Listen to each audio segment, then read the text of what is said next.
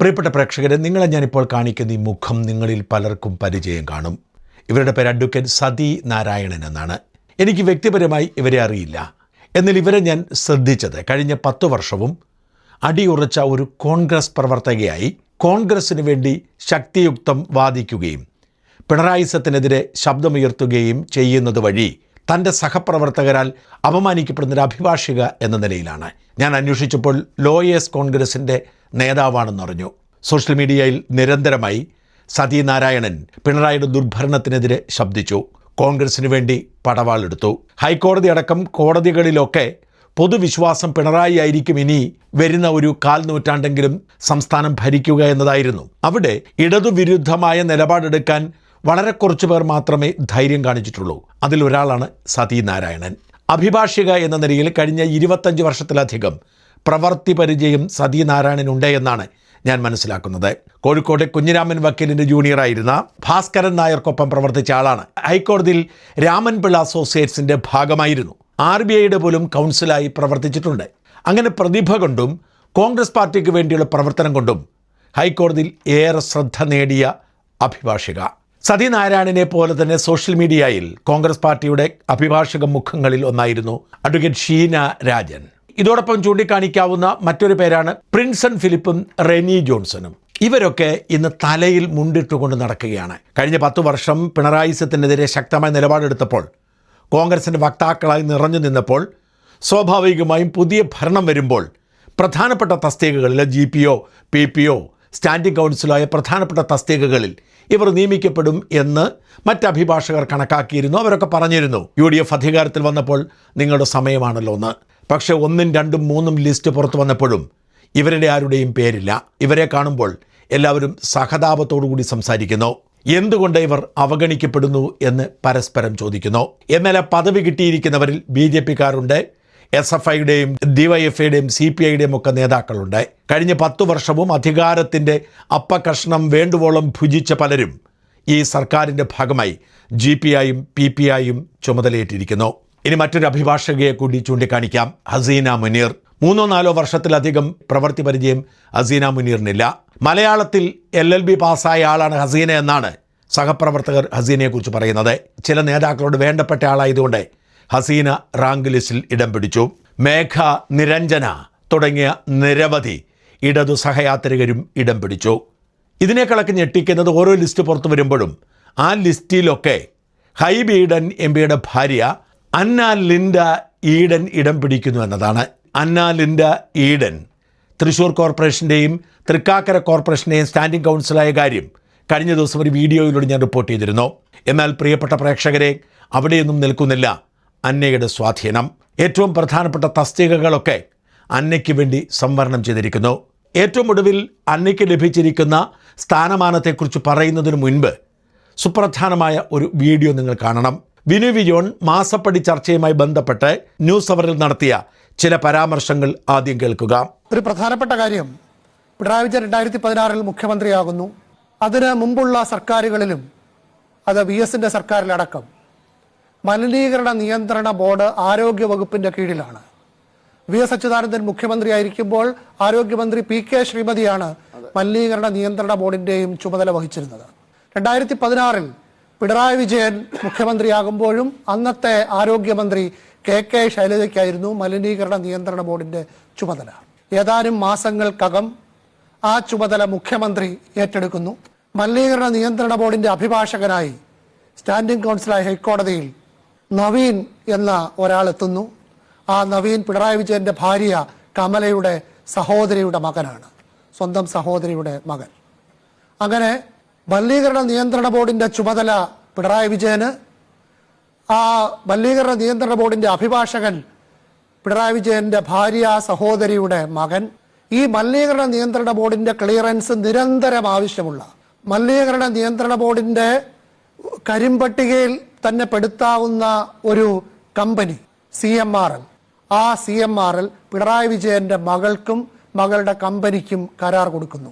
അച്ഛൻ്റെ വകുപ്പ്, ആ വകുപ്പിന്റെ നിരന്തര നിരീക്ഷണത്തിലുള്ള കമ്പനി, ആ കമ്പനിയുടെ നിയമലംഘനങ്ങൾ പരിശോധിക്കേണ്ടത് ആ ബോർഡ്, ആ ബോർഡ് ഇത്തരം നിയമലംഘനങ്ങൾ ചൂണ്ടിക്കാണിക്കുമ്പോൾ നിയമോപദേശം നൽകേണ്ടതും വാദിക്കേണ്ടതും അതിൻ്റെ അഭിഭാഷകനായ പിണറായി വിജയൻ്റെ ഭാര്യ സഹോദരിയുടെ മകൻ.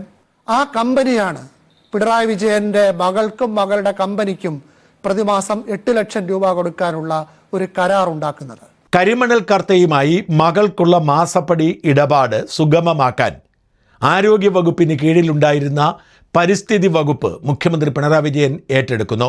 എന്നിട്ട് ആ വകുപ്പിൻ്റെ കീഴിൽ വരുന്ന മലിനീകരണ നിയന്ത്രണ ബോർഡിൻ്റെ സ്റ്റാൻഡിംഗ് കൗൺസിലായി പിണറായിയുടെ ഭാര്യ കമലയുടെ സഹോദരി പുത്രൻ നവീനെ നിയമിക്കുന്നു. എത്രമാത്രം പിണറായി അതിൽ താല്പര്യം കാണിച്ചു എന്നതിന് ഇതിനേക്കാൾ വലിയ തെളിവൊന്നുമില്ല. അതുകൊണ്ട് തന്നെ ഒരു കാര്യം വ്യക്തമാണ്, ഏറ്റവും സുപ്രധാനമായ സ്റ്റാൻഡിംഗ് കൗൺസിലിൽ ഒന്നാണ് മലിനീകരണ നിയന്ത്രണ ബോർഡിൻ്റെ സ്റ്റാൻഡിംഗ് കൗൺസിൽ. മലിനീകരണ നിയന്ത്രണ ബോർഡാണ് നമ്മുടെ നാട്ടിലെ വ്യവസായങ്ങളെയും സ്ഥാപനങ്ങളെയും ഒക്കെ അവർക്ക് മുമ്പോട്ട് പോകണോ വേണ്ടയോ എന്ന് തീരുമാനിക്കാൻ ഉത്തരവാദിത്തമുള്ള ഒരു വലിയ ഡിപ്പാർട്ട്മെൻറ്റ്. മലിനീകരണം നിയന്ത്രിച്ചില്ലെങ്കിൽ അവർക്ക് പ്രവർത്തിക്കാൻ കഴിയില്ല. ഏറ്റവും അധികം അഴിമതി നടക്കുന്നത് മലിനീകരണ നിയന്ത്രണ ബോർഡിലാണ്. കരിമണൽ കർത്തയുടെ മാസപ്പടിയിൽ ഏറ്റവും അധികം കൈക്കൂലി കൊടുത്തിരിക്കുന്ന ഡിപ്പാർട്ട്മെൻറ്റ് ഉദ്യോഗസ്ഥർ ഈ ബോർഡിലായിരുന്നു. ബോർഡ് ചെയർമാൻമാർക്കും MD-മാർക്കും IAS-കാരടക്കമുള്ളവർക്ക് കൈക്കൂലി കൊടുക്കുന്നത് ഇവർ പതിവാക്കി. മലിനീകരണ നിയന്ത്രണ ബോർഡിൻ്റെ ചെയർമാനായിരുന്ന PH കുര്യൻ അങ്ങനെയാണ് കർത്തയുടെ മാസപ്പടിയിൽ ഇടം പിടിച്ചത്. കോൺഗ്രസ് പാർട്ടി വന്നതോടെ അത് ഒരാൾക്ക് മാത്രമായി കൊടുക്കുന്നില്ല.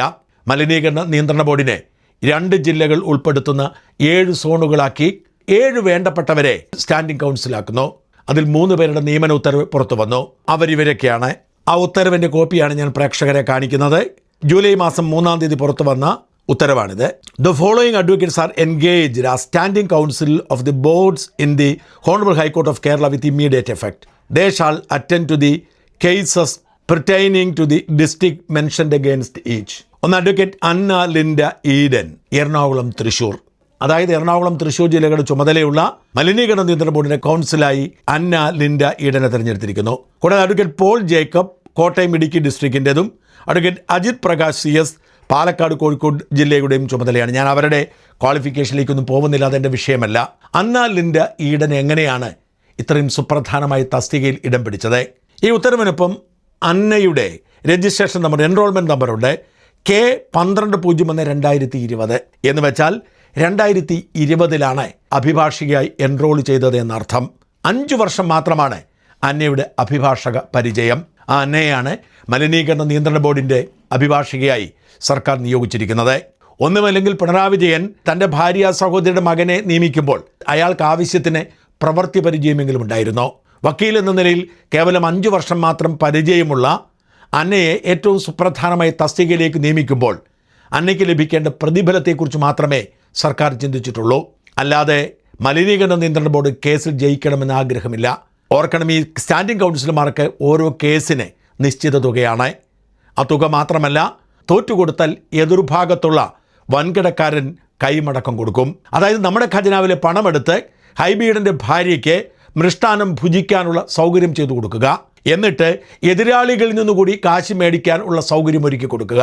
അല്ലെങ്കിൽ പിന്നെ എന്ത് മാനദണ്ഡത്തിലാണ് കേവലം 5 വർഷം മാത്രം പരിചയമുള്ള അന്നയെ ഏറ്റവും സുപ്രധാനമായ തസ്തികയിൽ നിയോഗിച്ചത്? അന്നയല്ലാതെ മറ്റാരും കോൺഗ്രസ് പാർട്ടിയിൽ ഇല്ലാത്തതുകൊണ്ടാണോ? ഞാൻ ആദ്യം ചൂണ്ടിക്കാണിച്ച സതീനാരായണനും ഷീനാരാജനും അടക്കമുള്ള കോൺഗ്രസ് പാർട്ടിക്ക് വേണ്ടി അഹോരാത്രം പണിയെടുത്തിട്ടുള്ള അഭിഭാഷിക എന്ന നിലയിൽ ദീർഘകാലത്തെ പരിചയമുള്ളവരെ അവഗണിച്ചുകൊണ്ട് ഒരു കോൺഗ്രസ് പാർട്ടിയുടെ പരിപാടിയിലും പങ്കെടുക്കാതെ തെരഞ്ഞെടുപ്പ് സമയത്ത് ഭർത്താവിനൊപ്പം ചില യോഗങ്ങളിൽ വരുന്നതിൻ്റെ പേരിൽ ലോയേഴ്സ് കോൺഗ്രസിൻ്റെ പരിപാടിയിൽ പോലും പങ്കെടുക്കാത്ത അന്നയ്ക്ക് ഇത്രയും സുപ്രധാനമായ പദവി കൊടുക്കുന്നത് എന്തുതരം ജനാധിപത്യ മര്യാദയാണ്? നേതാക്കന്മാരുടെ ഭാര്യമാർക്കും മക്കൾക്കുമൊക്കെ വീതിച്ചു കൊടുക്കാനുള്ളതാണോ സർക്കാരിൻ്റെ ഖജനാവിലെ പണം ചോരുന്ന ഇത്തരം തസ്തികകൾ? ഇത് അങ്ങേയറ്റത്തെ നെറികേടാണ് എന്ന് പറയാൻ കോൺഗ്രസുകാർക്ക് പോലും നാവുയരാത്തതാണോ? പിണറായി ഭരണം മാറിക്കഴിഞ്ഞ് സതീശൻ്റെ ഭരണം വരുമ്പോൾ ഇവിടെയെല്ലാം മെച്ചപ്പെടും എന്ന് നമ്മൾ കരുതിയത് വെറുതെയാവുകയാണോ? സ്വജനപക്ഷപാതത്തിൻ്റെ അങ്ങേ തലക്കിലേക്ക് വളർന്ന് പന്തലിക്കുകയല്ലേ ഈ ഭരണവും? മനംമടുത്ത് KSU പ്രസിഡന്റ് അലോഷ്യസ് സേവ്യർ ഇങ്ങനെ എഴുതി: വെള്ളം കോരിയവരെയും വിറക് വെട്ടിയവരെയും നോക്കുകുത്തിയാക്കി മാറ്റുന്ന നയം അംഗീകരിക്കാനാവില്ല. ഇക്കാലം അത്രയും വാദിച്ചതും ശബ്ദമുയർത്തിയതും KSUയെ തെരുവിൽ ചോരയൊഴുക്കിയവർക്കും കേസുകൾ പ്രതിയാവർക്കും വേണ്ടിയാണ്. വ്യക്തിപരമായ ഒരു സർക്കാർ ആനുകൂല്യത്തിനു വേണ്ടിയും വാദിക്കാൻ ഉദ്ദേശമില്ല. എന്നാൽ KSUക്കാരെ സഹപ്രവർത്തകരെ കണ്ടില്ല എന്ന് നടിക്കാനുള്ള ശ്രമങ്ങൾ അംഗീകരിക്കാനാവില്ല. കഴിഞ്ഞ 10 വർഷക്കാലം പിണറായി സർക്കാരിനെതിരെ സമരം ചെയ്യാനും പ്രതിഷേധമുയർത്താനും നിരന്തരം വിളിച്ചുകൊണ്ടിരുന്ന നേതാക്കന്മാരുടെ ഫോണുകൾ ഇപ്പോൾ KSU സഹപ്രവർത്തകർക്ക് വേണ്ടി വിളിക്കുമ്പോൾ ഇൻകമിംഗ് സ്വീകരിക്കാത്തത് തെറ്റായ പ്രവണതയാണ്. വഴിയിൽ കൂടി പോകുന്ന SFIക്കാരെയൊക്കെ ചുമക്കേണ്ട ബാധ്യത UDF സർക്കാരിനില്ല. തിരുവനന്തപുരം നിയമകലാലയത്തിലെ KSUക്കാരെ നിരന്തരം മർദ്ദിക്കുന്നതിന് നേതൃത്വം കൊടുത്ത സംഘത്തിലുള്ളവരെ ഗവൺമെന്റ് ലീഡറാക്കി നടപടി തിരുത്തപ്പെടേണ്ടതാണ്. എന്തുകൊണ്ട് പരസ്യമായി പ്രതികരിക്കുന്ന ചോദ്യം പാർട്ടിയെ സ്നേഹിക്കുന്ന സഹപ്രവർത്തകർ ഉണ്ടാകുമെന്ന് അതിനുള്ള മറുപടി കൂടി കുറിക്കാതിരിക്കാൻ കഴിയില്ല. കരയുന്ന പിള്ളയ്ക്ക് ചോറുള്ളൂ എന്ന് വെച്ചാൽ എന്തു ചെയ്യും? കോൺഗ്രസ് പാർട്ടി എന്തുകൊണ്ടാണ് ഇങ്ങനെയായി മാറുന്നത്? എന്തു മാനദണ്ഡത്തിലാണ് നിങ്ങൾ ഇവരെയൊക്കെ തിരഞ്ഞെടുക്കുന്നത്? പിതാവ് മരിച്ചതുകൊണ്ട് ആശ്രിത നിയമനം വഴി MP സ്ഥാനം കിട്ടിയ ഹൈബി ഈഡന് നാണമില്ലേ തൻ്റെ ഭാര്യയെ ഇങ്ങനെ അവസരം കിട്ടുന്ന ഇടങ്ങളിലെല്ലാം തിരികെ കയറ്റാൻ? നാളെ ഇത് ജനങ്ങൾ ചോദ്യം ചെയ്യുമ്പോൾ അവരുടെ എന്തു മറുപടി പറയും? ഏതു കുറ്റിച്ചൂലിനെ നിർത്തിയാലും ജയിക്കുന്ന മണ്ഡലം കിട്ടിയെന്നതുകൊണ്ട് മാത്രം പ്രവർത്തകരെ ഇങ്ങനെ പരിഹസിക്കുന്നത് മര്യാദയാണോ എന്ന് ദയവായി ഹൈബി ഈഡൻ ചിന്തിക്കണം.